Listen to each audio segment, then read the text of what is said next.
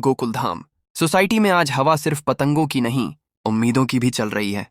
छत पर खड़े हर मेंबर की नजर आसमान पर है, क्योंकि आज सवाल सिर्फ पतंग उड़ाने का नहीं, बल्कि पतंग पकड़ने का है। और जैसे ही पहली कटी हुई पतंग हवा में लहराती है, पूरी सोसाइटी में एक ही आवाज गूंज जाती है, वो रही, वो रही। रिव्यू स्टाइल में देखें तो सबसे पहले एंट्री होती है जेठालाल की।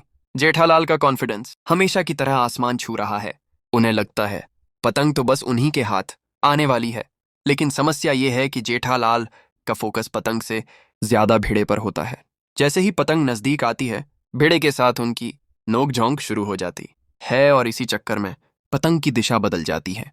ये एक टिपिकल जेठालाल मोमेंट बन जाता है, जहां चांस स्ट्रांग होता है लेकिन एग्जीक्यूशन कमजोर। अब बात करें भिड़े की, जो सेक्रेटरी होने के साथ साथ नियमों के भी सेक्रेटरी हैं।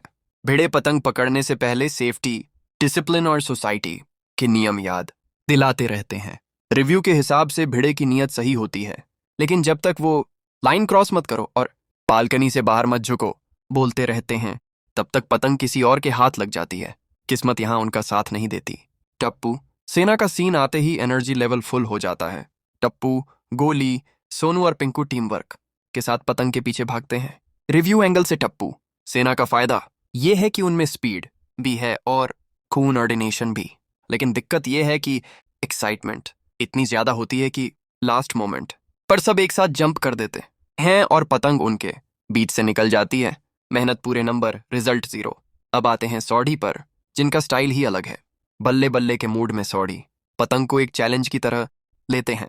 रिव्यू के मुताबिक सौड़ी का लक स्ट्रांग लगता है, क्योंकि जब पतंग उनकी तरफ आती है तो वो बिना सोचे समझे एक जबरदस्त जंप मारते हैं।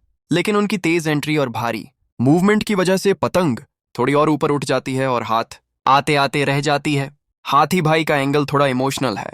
वो पतंग पकड़ने से ज्यादा उसके साथ गिरने वाली मिठाई के बारे में सोचते हैं।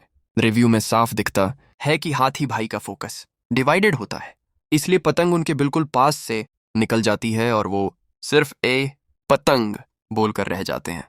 और फिर आता है सरप्राइज एलिमेंट, चंपकलाल गड़ा। जहां सब लोग पतंग पकड़ने के लिए भाग रहे होते हैं, वहीं चंपकलाल शांति से एक जगह खड़े रहते हैं।